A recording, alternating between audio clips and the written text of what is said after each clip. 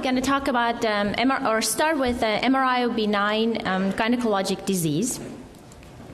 And so we'll review of the appearance of most common non-malignant pathology of the pelvis. So we're talking about common abnormalities of the uterus. We'll review the Müllerian anomalies, leiomyomas, and adenomyosis, and cover normal appearance of the ovaries, some common benign cyst, and endometriosis. And first of all, I'd like to start with the anatomy of the normal uterus, and we all know the best way to evaluate it is in the parasagittal plane on the T2 non-fat sat sequences. And this, of course, these images here and the zonal anatomy is well demonstrated in a premenopausal woman. Again, of course, it would be much more difficult to appreciate this zonal anatomy in a postmenopausal woman. So what are the three zones we're talking about? It's endometrium, which is bright on the T2. It changes with the menstrual cycle. And here you can see here centrally. And then junctional zone is dark on T2. And it's reported that actually junctional zone as well changes with the menstrual cycle. So there can be some variability within this. And then endometrium sort of has this intermediate signal in comparison to the bright endometrium, dark T2, junctional zone, and then the intermediate signal in the myometrium. And so basically high-resolution multiplanar imaging is key for the female pelvis.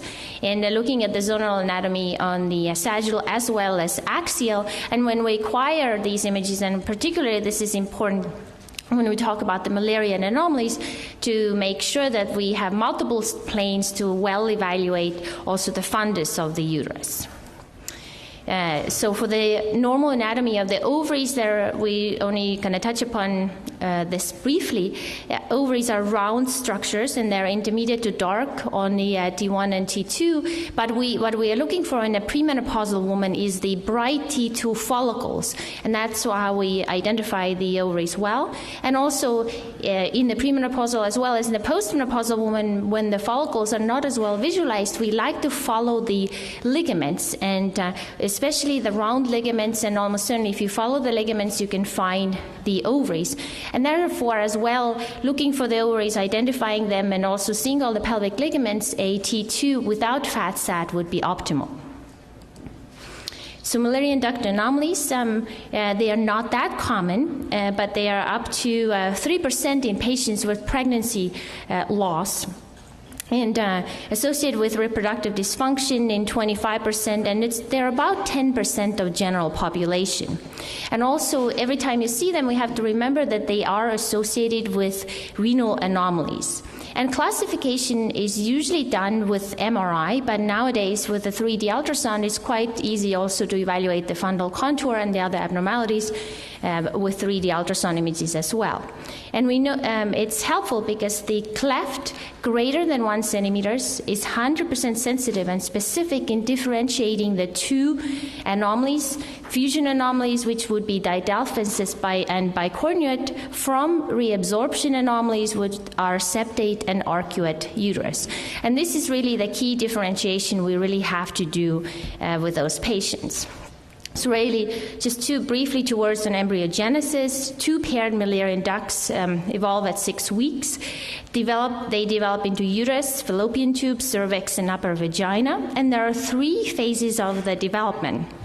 If something goes wrong during the organogenesis, then we are dealing with hypoplasia, agenesis of the uterus, and that's when unicornuate uterus can be seen. If something goes wrong with the lateral fusion, a bicornuate or didelphys uterus will develop, and if we're dealing with the septal reabsorption abnormalities, then we're dealing with septate or arcuate uterus. So this is a classification which is based on American Society of Reproductive Medicine. There are several types of classifications out there, and there's a little bit of variation between those. But really, most of the time, when we go through this review, it's more important to really describe the findings, what you see, rather than try to definitely put this into one of those categories, because there can be a little bit of overlap between different abnormalities. We're starting with the agenesis or hypoplasia. Developmental failure, there's agenesis or hypoplasia of proximal 2/3 of the vagina, cervix, and uterus. And this is really one of the most extreme versions of this, and it has a name. It's Mayer-Rokitansky-Kuster-Hauser syndrome. And usually these women present with primary amenorrhea at puberty. So as you can see, they have ovaries, and there is lower third of the vagina, but there is no upper third and no cervix and no uterus. Unicornuate uterus also goes under this category of agenesis or hypoplasia. It's a rest of single Mullerian duct. There's a single uterine horn, and usually about 95% of the time there is also a rudimentary horn. Now, what is important to look for with the rudimentary horn is actually to see if the rudimentary horn has zonal anatomy. And then also, if it does have the zonal anatomy, is that rudimentary horn communicating with the other side or with the cervix or not? Because if it's not communicating and it has zonal anatomy, then therefore the rudimentary horn can obstruct, as well as it can cause retrograde menstruation and lead to endometriosis. Also, 40% of those patients have associated renal anomalies. Usually it's ipsilateral to the rudimentary horn, and you can see here is an illustration of the unicornuate uterus without the rudimentary horn. Moving on to lateral fusion abnormalities at didelphys. It's complete non-fusion of the Mullerian ducts, and usually we see widely separated fundal horns, and the cleft between them is greater than 1 centimeter at least. Now, however, you can see a wide separation also with the bicornuate uterus. Usually we see a double vagina. There's vaginal septum. Now, the vaginal septum can be longitudinal or it can be oblique. If it's oblique, that can lead to obstruction of the one side, so you look for changes of obstruction and also for retrograde menstruation. Usually those patients also have unilateral renal agenesis. And this here you can see on the MRT2 axial image separation of the horns, 2 cervices, and also 2 vaginas, or vaginal septum, that is. Bicornuate uterus. Bicornuate unicollis means that there's bicornuate, but there's only 1 cervix.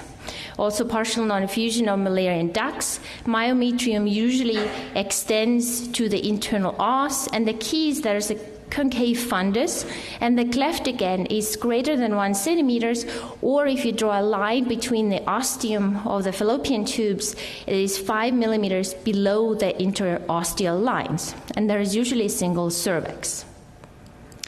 Now, if you have bicornuate bicollis, you have 2 cervices, the fundal contours, again, the same abnormalities of what we talked about with the unicollis, but it becomes more difficult to separate this from didelphys because 1/4 of the cases also have a vaginal septum, and in those cases it's virtually impossible really to know which one it is, but therefore, again, emphasis on how important it is actually categorize and describe more so rather than trying to put them in a particular category.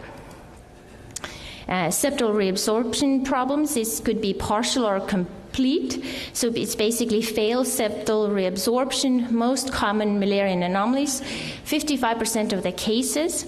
So what we do see, what's the key to recognize, is there is a flat convex fundal contour.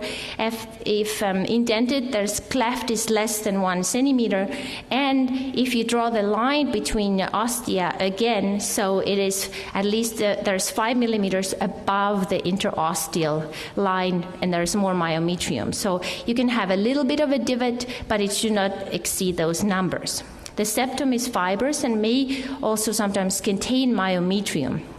And the septum can extend to the os, external os, or it can even extend all the way to the vagina. And it's usually quite sharp.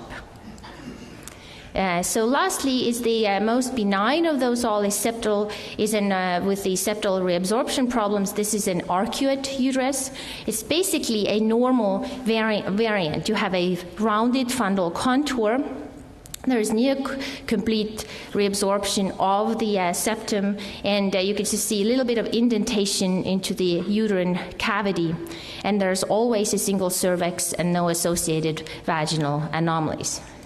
So basically, with the Müllerian duct anomalies, so the cleft, or really the fundal contour, is the key to evaluate. And remember, if the cleft is greater than 1 centimeter, it is 100% sensitive and specific in differentiating between the fusion and the resorption anomalies. And really, therefore, the key is to make sure whatever imaging that you're using, would that be 3D ultrasound or MRI, that we're actually seeing very well the fundus.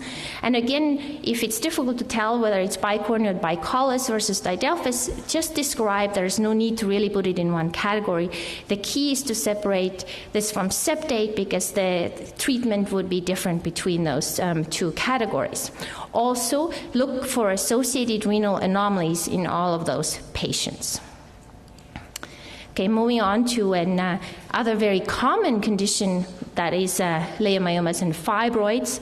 We know that there could be multiple myomas. They can really occur anywhere in the pelvis. They are most common neoplasms, and we know that they are benign. They can cause a variety of symptoms. They can cause dysfunctional uterine bleeding, pelvic pain, also pressure effect on the adjacent organs, and they can also cause urinary and bowel symptoms, therefore, and they can be palpated as abnormal pelvic mass on physical exam. So the treatment would depend on what type of the process or where these fibroids are located, would be hysteroscopic resection, surgical myomectomy, urinary embolization, or hysterectomy, and there are also some new emerging treatments that is high-intensity focused ultrasound. So why are usually fibroids imaged?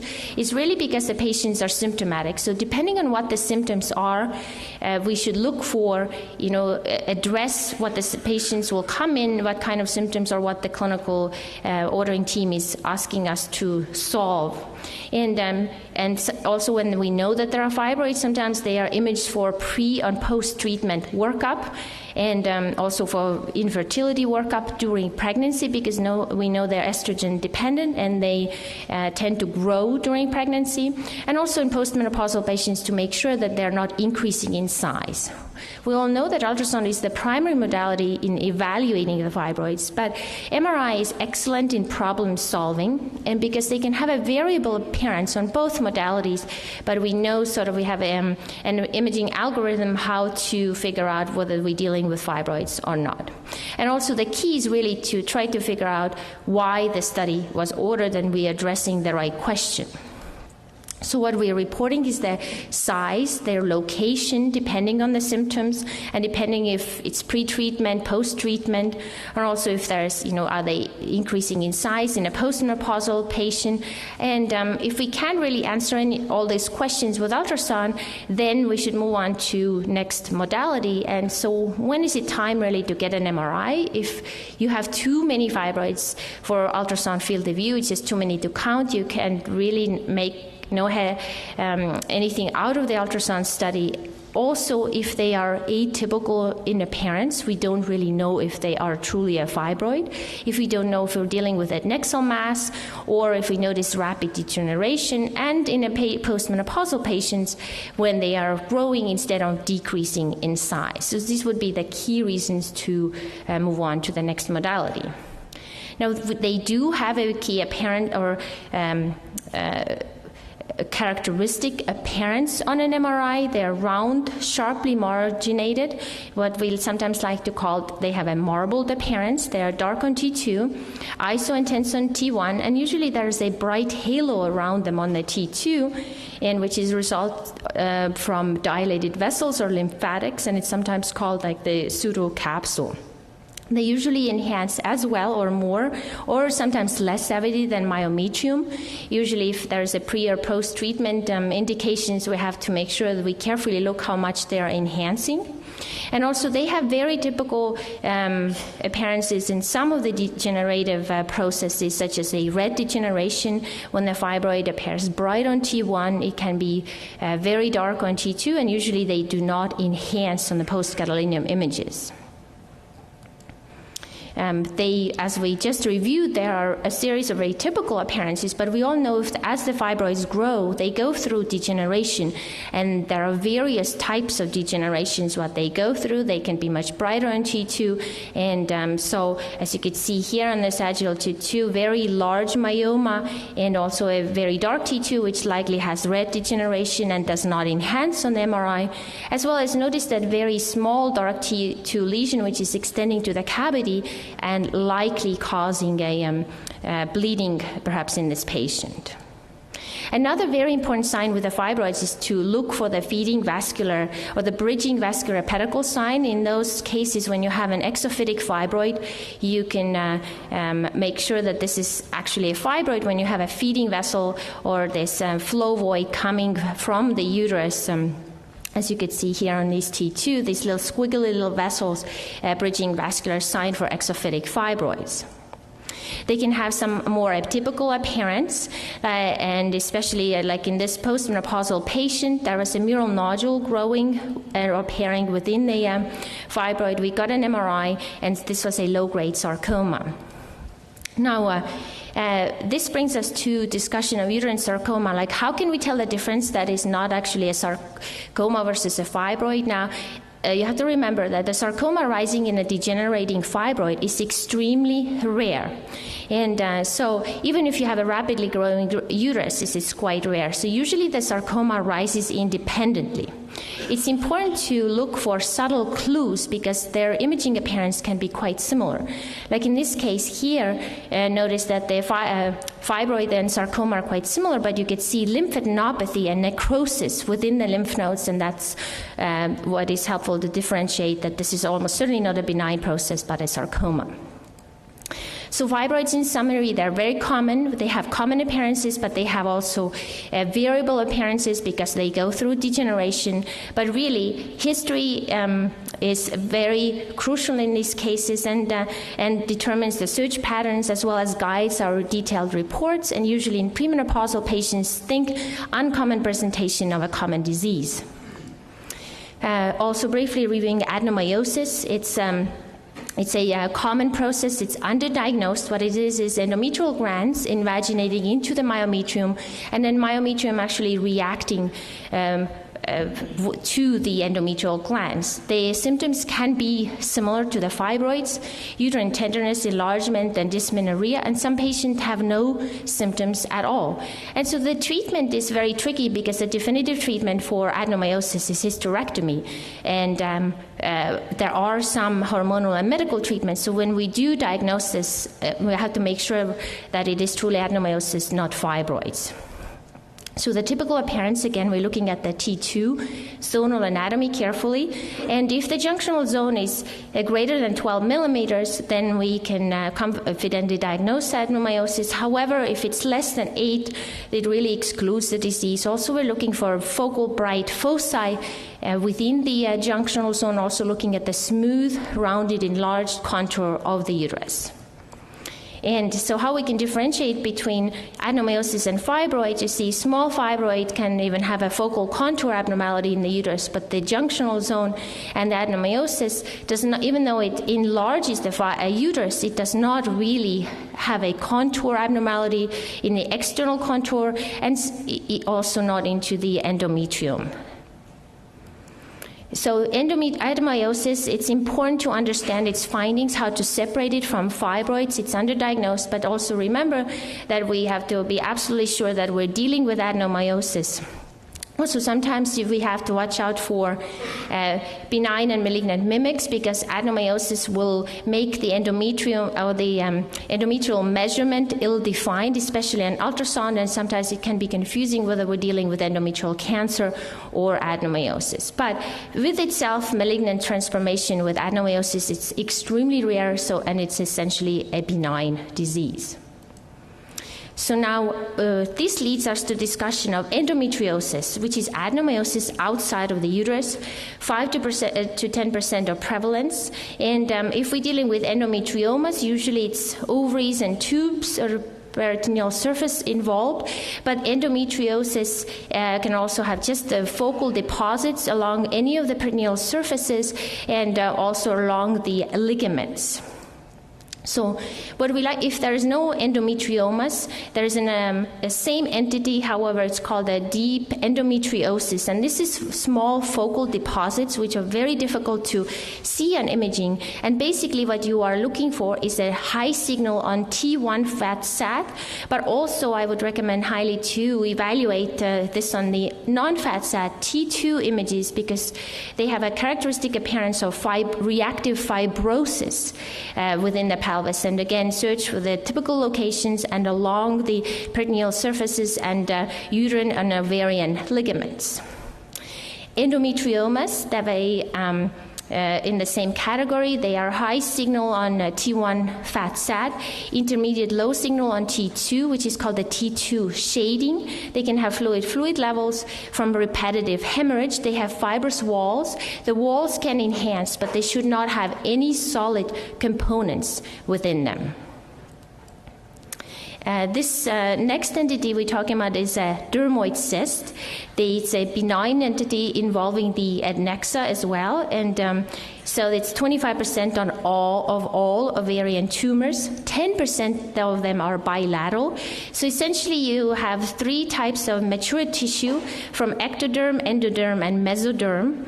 And these masses can also lead to ovarian torsion, and usually ultrasound is diagnostic. However, there are cases when they're too big, or if they don't really have representative tissue from any of these, or only have one or two categories, we're not sure, MRI can be quite helpful. Now, fat is thought to be present in 93% of the dermoids, and also calcification, 56% of those. So these are the two things what we are looking for on the imaging to confirm that we're dealing with this process. When we do order the MRI, we usually tend, when we know that history, we're looking for the fat suppression images, because this would help us to separate those from other processes such as hemorrhagic cyst and endometrioma, which would be right on the T1. But when we look at the T1 fat sat image, we see how this process is turning dark, and therefore we know that we're dealing with fat. Now, sometimes if we're dealing with an immature teratoma, there would be very little fat and some calcifications, and the lesions are quite large. In those instances, we actually, I would say that I would prefer to get a CT if the process is quite large, because it's very difficult to find with an MRI a small focus of fat and also small focus of calcifications. And if we do suspect that we're dealing with a immature teratoma, we're looking for metastatic disease as well. So quickly about follicular cysts. Now they appear as bright T2 dominant follicles. We do not like to call them cysts until they reach the caliber of greater than 2.5 centimeters. And we're also looking for other follicles in the periphery. We don't like to call, make sure we don't call these other follicles septations, because sometimes you can have multiple dominant follicles within the adnexa. Now, I'm not going to review the category of the sizes, because we just reviewed that with the ultrasound, and we have to make sure that these cystic structures are within the adnexa, if they could be para-ovarian, or you can have peritoneal inclusion cysts, which we'll talk about in a minute. So peritoneal inclusion cyst is a benign process. They often occur, or almost certainly have to be, in a premenopausal woman. And this happens in a setting when there is an inflammatory process in the pelvis, or you post-surgical abdomen, because you will have peritoneal adhesions. So the adhesions will prevent the secretions from the ovary to be absorbed. And therefore you have this loculated fluid around the ovaries. Now sometimes you also have enhancement in those walls, because you have mesothelial vessels within the peritoneum. And the ovary usually is centered and almost like it's trapped within those lesions. And usually it's quite self-explanatory and diagnostic on ultrasound, but sometimes we have to, if the process is quite big, we have to move on to MRI, and MRI is almost certainly diagnostic that we're dealing with a benign entity. Now, the key is not to mistake this ovary as if it's a mural nodule within this mass, because you can almost always recognize the benign appearance of the ovary, look for the follicles, look for the fallopian tube, and also usually, depends on their size, they don't really have mass effectum on the adjacent structures, but if they do get bigger, they can expand and have mass effect on the adjacent structures as well. There should be no other solid component. So it's basically their appearance. This trapped ovary is like an ant mini, and we should recognize this and not to call it a mural nodule in the cystic mass in the pelvis.